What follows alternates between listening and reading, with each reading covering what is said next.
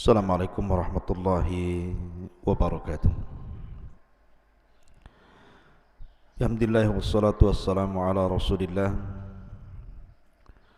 wa ala alihi wa sahbihi wa mawalah wa la hawla wa la quwata illa billahi wa ba'du. Qala Allahu azza wa jalla ya ayyuhalladzina amanu taqullaha haqqa tuqatih wa la tamutunna illa wa antum muslimun. Amma ba'du ma'asyiral muslimin yang dimuliakan Allah Subhanahu wa taala. Alhamdulillah di pagi hari ini dengan izin Allah Subhanahu wa taala kita masih bisa bertalabul ilmi. Kemudian salawat dan salam tak lupa kita haturkan kepada Nabi besar Muhammad sallallahu alaihi wa ala alihi wasallam.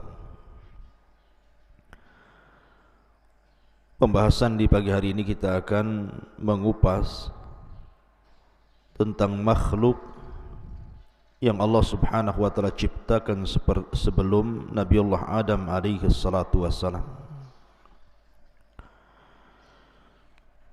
di mana disebutkan dalam surah Al-Baqarah ayat 30. Allah Subhanahu wa taala berfirman, wa idh qala rabbuka lil malaikati inni ja'ilun fil ardi khalifah qalu ataj'alu fiha man yufsidu fiha wa yasfiku ad-dima'a wa nahnu nusabbihu bihamdika wa nuqaddisu lak qala inni a'lamu ma la ta'lamun. Ketika berkata Rabbmu kepada para malaikat, sesungguhnya aku hendak menjadikan di permukaan bumi ini seorang khalifah. Maka malaikat mengatakan, ya Rabb, apakah engkau akan menjadikan di bumi ini orang-orang yang akan merusak di dalamnya, yang akan menumpahkan darah di dalamnya, sementara kami makhluk yang bertasbih dan memujimu serta membersihkan namamu?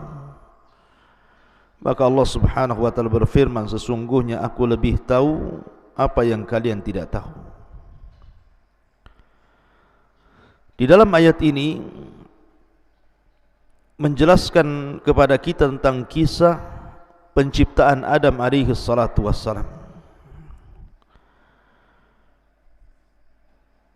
Dalam sebuah hadis dari Abi Musa radhiyallahu an dari Nabi sallallahu alaihi wasallam, dan hadis ini dikeluarkan oleh Abi Dawud dan yang lainnya dan disahihkan oleh Nasiruddin Al-Albani rahimahullahu taala. Innallaha khalaqa Adam min qabdatin qabadaha min jami'il ardi. Sesungguhnya Allah Subhanahu wa taala menciptakan Adam dari tanah yang diambil dari semua tanah yang ada di bumi. Faja'a banu Adam ala qadril ardi, maka jadilah Bani Adam atau anak keturunan Adam sesuai dengan kadar bumi yang diambilnya. Dalam riwayat bahwa yang mengambil tanah di bumi itu adalah malakul maut.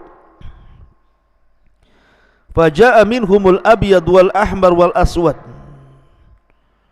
maka karena sifat-sifat tanah itu juga ada yang berwarna putih, berwarna merah, berwarna hitam, maka di antara anak Adam juga ada yang berkulit putih, berkulit merah dan berkulit hitam, dan ada juga yang bercampur dari tiga warna itu. Kemudian wal khabithu wat tayyibu was sahlu wal haznu wa baina dzalik. Karena sifat tanah itu macam-macam, ada yang jelek, ada yang bagus, ada yang muda, ada yang keras. Maka sifat-sifat manusia juga sama. Sehingga di antara Bani Adam itu ada yang jelek, ada yang baik, ada yang mudah, ada yang sedih, dan ada yang tercampur dari sifat-sifat itu. Ma'asyiral muslimin yang dimuliakan Allah Subhanahu wa taala, ketika Allah Subhanahu wa taala betul-betul merangkai makhluk yang namanya Adam alaihi salatu wassalam, yang Allah firmankan laqad khalaqnal insana fi ahsani taqwim, sungguh kami ciptakan manusia itu dalam bentuk yang paling indah, yang paling baik. Maka Allah Subhanahu wa taala betul-betul bentuk Adam itu sesuai dengan kehendaknya. Nabi SAW bersabda dalam hadis Anas bin Malik radhiyallahu an yang dikeluarkan Imam Muslim, lamma sawwarallahu Adam fil jannah, ketika Allah Subhanahu wa taala bentuk Adam sedemikian rupa di sorga, tarakahu masya Allah an yatrukahu, maka Allah Subhanahu wa taala biarkan Adam itu mengeras dulu. Ada yang mengatakan selama 40 tahun mengeras, sampai kemudian faja'ala iblisu yatifu bihi yangdur mahu, maka iblis datang mengintip-ngintip, melihat-lihat Allah sedang buat apa nih. Rupanya Allah sedang buat atau menciptakan Adam alaihi salatu wassalam, maka iblis pun kemudian mendekat patung Adam yang sudah mengeras lama itu. Maka dia pun masuk ke lubang mulutnya dan keluar ke lubang duburnya. Falamma ra'ahu ajwab, ketika dia melihat bahwa Adam itu berlubang atau berrongga, maka dia pun mengatakan lau sullita alayya la uhlikanna, ya Rabb, kalau engkau kuasakan makhluk ini kepadaku, ku hancurkan dia. Sampai pada waktunya Allah Subhanahu wa taala berfirman, fa idza sawaituhu wa nafakhtu fihi min ruhi faqa'u lahu sajidin. Apabila aku betul-betul sempurnakan penciptaan Adam ini, maka kutiupkan ruh padanya dari ruhku, maka para malaikat pun kemudian bersujud sungguh kepada Adam alaihi salatu wassalam karena perintah Allah Subhanahu wa ta'ala. Mereka sujud karena perintah Allah Subhanahu wa ta'ala.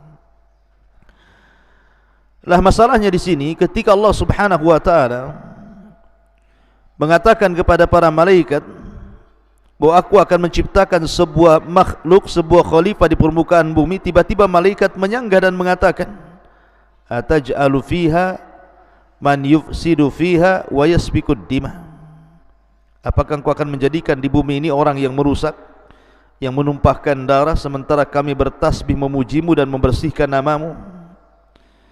Di sini malaikat mengatakan kalimat man yufsidu fiha wa yasfikud dima.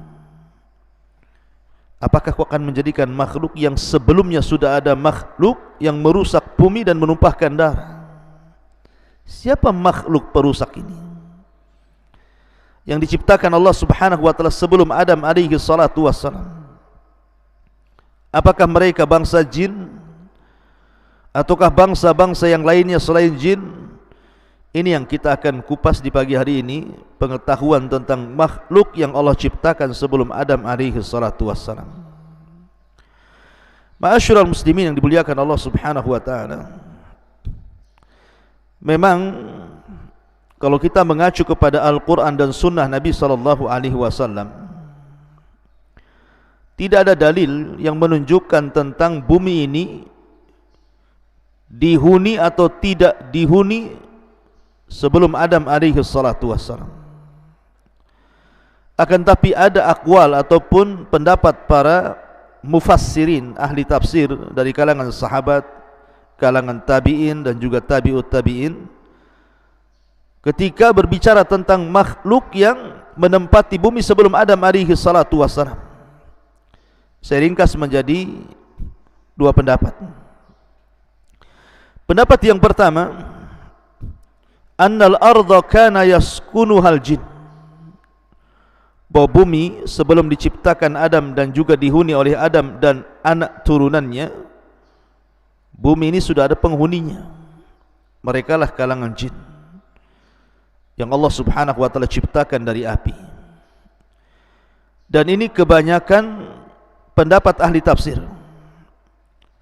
sebagaimana dikeluarkan atau diriwayatkan oleh Al-Imam At-Tabari dalam tafsirnya jilid yang pertama halaman 232 dari Abdullah bin Abbas radhiyallahu anhuma, awal man sakana al-ardha al-jin fa afsadu fiha wa safaku fiha ad-dima wa qatala ba'duhum ba'dha.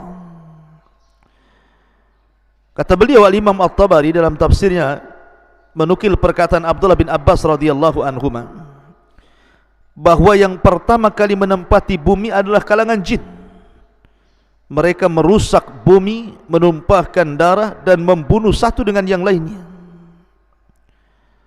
Bahkan diriwayatkan dengan sanadnya dari Rabi ibn Anas radhiyallahu an, qala, dia mengatakan, innallaha khalaqal malaikata yawmal arbi'a wa khalaqal jin yawmal khamis wa khalaqa Adam yawmal jum'ati fakafara qaumun minal jinni fakanatil malaikatu tahbitu ilaihim fil ardi fatuqatiluhum fakanatid dima wa kanal fasadu fil ardi.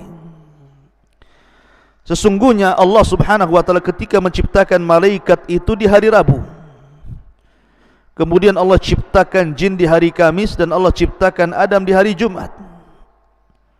Menunjukkan di sini ada tartib penciptaan, malaikat dulu, kemudian jin, kemudian Adam. Maka sebagian jin kufur, maka malaikat pun turun untuk mentertibkan mereka, maka malaikat pun memerangi mereka. Maka dari situlah terjadi pertumpahan darah dan kerusakan di permukaan bumi yang diakibatkan oleh ulah jin. Ini pendapat yang pertama, bahwa yang menghuni bumi ini adalah kalangan jin. Akan tetapi ada juga yang berpendapat bahwa yang menghuni bumi ini bukan jin, bukan pula Adam. Artinya sebelum Adam alaihi salatu wassalam itu bukan jin yang menghuni bumi. Lalu siapa yang menghuni bumi itu? Ma'asyiral muslimin yang dimuliakan Allah subhanahu wa ta'ala, ada yang mengatakan bahwa yang menghuni bumi sebelum Adam alaihi salatu wassalam dan juga sebelum jin adalah al-hinnu wal binnu, atau hin dan bin.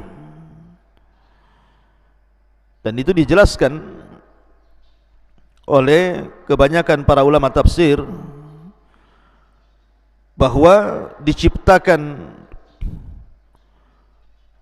hin wal bin ini sebelum jin dan jauh sebelum Adam alaihi salatu wassalam.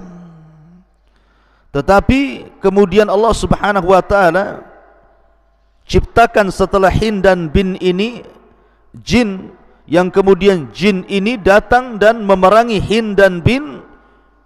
Maka jin-jin ini kemudian menumpahkan darah, membunuh hin dan jin. Akhirnya kemudian setelah hin dan bin pun diusir dari bumi, maka jinlah yang menempati tempatnya di bumi. Itu ada yang mengatakan seperti itu, seperti yang disebutkan Al-Imam Ibnu Katsir dalam Bidayah dan Nihayah jilid yang pertama halaman 55. Tetapi ingat, kata para ulama, la tustanadu ila ay sanadin sahih. Riwayat ini tidak bersanad kepada sanad manapun yang sahih. Artinya ini hanya sebagai pengetahuan, jangan dijadikan sebagai sandaran, karena tidak ada sanadnya. Lalu apa faedahnya? Enggak ada sanad yang jelas tentang masalah ini. Ma'asyiral muslimin yang dimuliakan Allah subhanahu wa ta'ala, juga Imam At-Tabari dalam tafsirnya jilid yang pertama halaman 232 dari Abdurrahman ibn Zaid, dia mengatakan, qala Allah ta'ala berkata Allah Subhanahu wa taala kepada para malaikatnya, inni uridu an akhluqa fil ardi khalqan, sesungguhnya aku hendak menciptakan di bumi ini satu makhluk, wa aj'alu fiha khalifatan, dan aku ingin jadikan dia khalifah, wa laysa lillahi yawma idzin khalqun illal malaikah, dan ketika itu tidak ada makhluk selain para malaikat, wal ardu laysa fiha khalqun, dan bumi ketika itu tidak ada makhluk sama sekali. Lah kata para ulama, yang pertama kali diciptakan adalah al-hin wal bin. Sekali lagi, hin wal bin ini tidak ada riwayat yang jelas, tapi sebagai pengetahuan saya jelaskan saja. Jadi kalau seandainya Anda membaca dalam tafsir atau mendapatkan keterangan bahwa ini pendapat yang kuat al-hin wal bin, kita katakan tidak ada sanad yang bisa dijadikan sandaran bahwa dialah yang diciptakan pertama kali sebelum jin, apalagi sebelum Adam alaihi salatu wassalam. Karena ada kemudian sebagian orang hendak menguak tentang seperti apa sebenarnya al-hin wal bin ini, seperti apa bentuknya. Maka Syihabuddin dalam kitabnya dijelaskan tentang beberapa kalangan pendapat khurafat, ya kita katakan khurafat lah ya, karena tidak ada sanad yang jelas gitu ya, bahwa hin dan bin itu ada beberapa jenis gitu ya. Yang pertama, zawatu ajnihatin, bentuknya memiliki sayap. Malahu abdanun kal aswad wa ru'us qattairi, sebagian badannya ada yang seperti ular dan kepalanya seperti burung. Malahu wajhan wahidun min qubulihi wal akhar min khalfihi, wajhani wahidun min kibalihi wal akhar min khalfihi wa arjulun katsiratun. Ada juga yang memiliki dua wajah, wajah depan dan wajah belakang, dan kakinya banyak. Ada juga ma yushbihu nisful insan, ada yang menyerupai separuh manusia, memiliki tangan, kaki, tetapi suaranya aneh. Ketika bersuara, suaranya aneh. Kemudian juga ada juga yang wajahnya seperti kal adami, seperti manusia, tetapi dhahruhu kasul hafat, artinya seperti kura-kura. Wa fi ra'sihi qarnun, dan di kepalanya ada tanduknya. Ada juga yang mengatakan malaku syi'ru abyad wa dhambun kal baqar, memiliki rambut putih dan ekor seperti sapi. Malahu anyab, ada juga yang memiliki anyab, taring, barizah yang nampak gitu ya. Wa adhanun tiwal, dan kupingnya panjang seperti gajah. Wallahu alam, ini tidak ada dalilnya sama sekali bahwa hin wal bin itu bentuknya seperti ini, yang kemudian diperangi oleh bangsa jin. Kemudian bangsa jin menempati bumi setelah berhasil mengusir hin dan bin ini. Alasan pendapat ini karena begini, di sini Allah Subhanahu wa taala mengatakan wa yasfikud dima, dan makhluk ini menumpahkan darah, sementara jin itu tidak ada darahnya. Jin itu tidak ada darahnya seperti manusia begini, sehingga ada makhluk lain selain jin. Nah, kemudian diisyaratkan kepada al-hin wal bin, boleh jadi makhluk yang berdarah, dan ketika dijelaskan bahwa mereka menumpahkan darah itu artinya hin dan jin karena jenisnya sama dengan manusia, dan itu makhluk sebelum jin yang dijelaskan para ulama. Ada yang mengatakan seperti itu, tapi sekali lagi bahwa tidak ada sanad yang sahih yang menceritakan tentang makhluk sebelum Adam dan sebelum jin adalah al-hin dan al-bin.